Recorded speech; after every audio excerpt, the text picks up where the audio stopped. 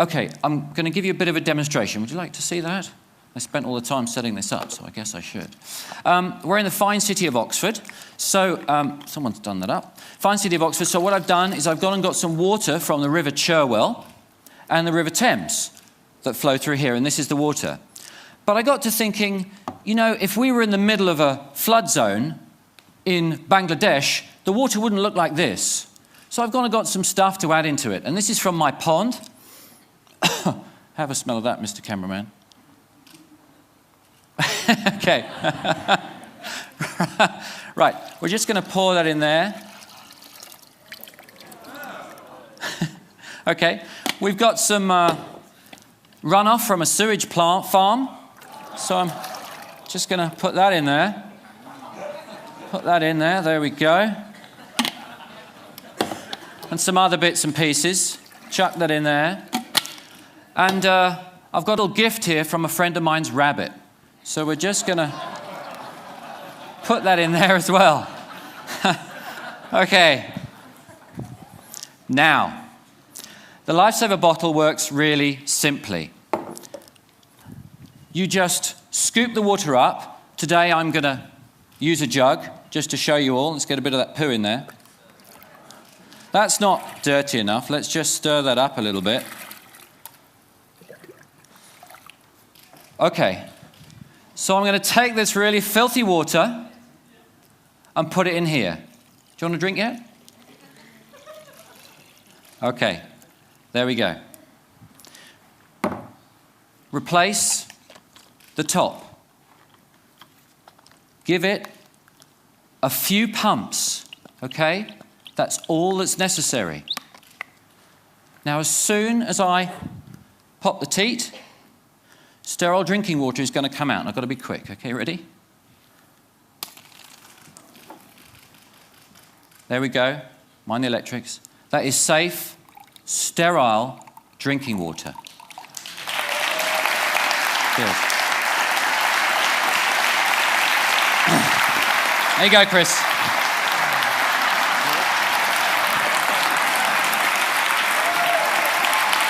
What's it taste of?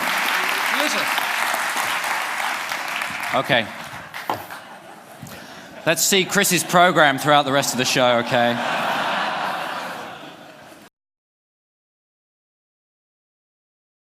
And so we're in a wonderful situation with electricity in the rich world. But as we make it cheaper, and let's go for making it twice as cheap, we need to meet a new constraint. And that constraint has to do with CO2. CO2 is warming the planet. And the equation on CO2 is actually a very straightforward one. If you sum up the CO2 that gets emitted, that leads to a temperature increase. And that temperature increase leads to some very negative effects. The effects on the weather, perhaps worse, the indirect effects in that the natural ecosystems can't adjust to these rapid changes, and so you get ecosystem collapses. Now, the exact amount of how you map from a certain increase in of CO2 to what temperature will be and where the positive feedbacks are, there's some uncertainty there, but not very much. And there's certainly uncertainty about how bad those effects will be, but they will be extremely bad. Child mortality, kids under 5, it's down by 2.65 million a year. That's a rate of 7,256 children's lives saved each day. Wow. Wow. Let's just stop for a second, actually, and think about that. Have you read anything, anywhere in the last week that is remotely as important as that number? Wow. Great news. It drives me nuts that most people don't seem to know this news. 7,000 kids a day. Here's two of them. This is Michael and Benedicta. And they're alive, thanks in large part to Dr. Patricia Asamoah. She's amazing. And the Global Fund. The assumption is something like this. The Earth is so big, we can't possibly have any lasting harmful impact on the Earth's environment. And maybe that was true at one time, but it's not anymore. And one of the reasons it's not true anymore is that the most vulnerable part of the Earth's ecological system is the atmosphere.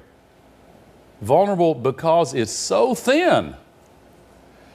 My friend, the late Carl Sagan, used to say, if you had a big globe with a coat of varnish on it, the thickness of that varnish relative to that globe is pretty much the same as the thickness of the Earth's atmosphere compared to the Earth itself. And it's thin enough that we are capable of changing its composition. That brings up the basic science of global warming, and I'm not going to spend a lot of time on this because you know it well. The sun's radiation comes in the form of light waves, and that heats up the Earth, and then some of the radiation that is absorbed and warms the Earth is re-radiated back into space in the form of infrared radiation. And some of the outgoing infrared radiation is trapped by this layer of atmosphere and held inside the atmosphere. And that's a good thing because it keeps the temperature of the Earth within certain boundaries, keeps it relatively constant and livable. But the problem is this thin layer of atmosphere is being thickened by all of the global warming pollution that's being put up there. And what that does is it thickens this layer of atmosphere. More of the outgoing infrared is trapped. And so the atmosphere heats up worldwide.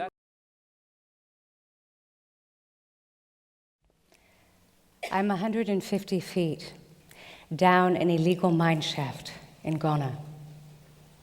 The air is thick with heat and dust, and it's hard to breathe. I can feel the brush of sweaty bodies passing me in the darkness, but I can't see much else. I hear voices talking, but mostly the shaft is this cacophony of men coughing and stone being broken with primitive tools. Like the others, I wear a flickering, cheap flashlight tied to my hair with this elastic, tattered band, and I can barely make out the slick tree limbs holding up the walls of the 3-foot square hole, dropping hundreds of feet into the earth. When my hand slips, I suddenly remember a miner I had met days before who had lost his grip and fell countless feet down that shaft. As I stand talking to you today, these men are still deep in that hole, risking their lives without payment or compensation, and often dying. I got to climb out of that hole, and I got to go home. But they likely never will because they're trapped in slavery. And before I tell you about how it is that we think that happens and what we can do about it, I want to show you how it feels for my patients. So imagine, if you will, that I'm stroking your arm with this feather, as I'm stroking my arm right now. Now I want you to imagine that I'm stroking it with this. Please keep your seat. A very different feeling. Now, what does it have to do with chronic pain? Imagine, if you will, these two ideas together. Imagine what your life would be like if I were to stroke it with this feather, but your brain was telling you that this is what you were feeling. And that is the experience of my patients with chronic pain. In fact, imagine something even worse. Imagine I were to stroke your child's arm with this feather, and their brain were telling them that they were feeling this hot torch. That was the experience of my patient Chandler. Imagine, if you will, a gift. I'd like for you to picture it in your mind. It's not too big, about the size of a golf ball. So envision what it looks like all wrapped up. But before I show you what's inside, I will tell you it's going to do incredible things for you. It will bring all of your family together. You will feel loved and appreciated like never before, and reconnect with friends and acquaintances you haven't heard from in years. Adoration and admiration will overwhelm you. It will recalibrate what's most important in your life. It will redefine your sense of spirituality and faith. You'll have a new understanding and trust in your body. You'll have unsurpassed vitality and energy. You'll expand your vocabulary, meet new people, and you'll have a healthier lifestyle. And get this, you'll have an 8-week vacation of doing absolutely nothing. You'll eat countless gourmet meals. Flowers will arrive by the truckload. People will say to you, "You look great. Have you had any work done?" And you'll have a lifetime supply of good drugs. You'll be challenged, inspired, motivated, and humbled. Your life will have new meaning. Peace, health, serenity, happiness. Nirvana. The price? $55,000. And that's an incredible deal. By now, I know you're dying to know what it is and where you can get one. Does Amazon carry it? Does it have the Apple logo on it? Is there a waiting list? Not likely. This gift came to me about 5 months ago and looked more like this when it was all wrapped up. Not quite so pretty. And this. And then this.